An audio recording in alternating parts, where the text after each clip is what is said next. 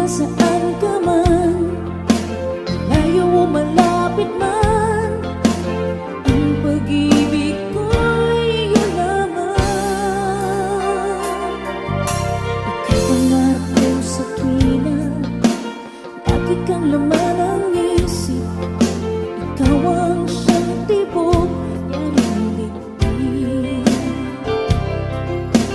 Kahit na anong mangyari, ikaw at ikaw pa rin.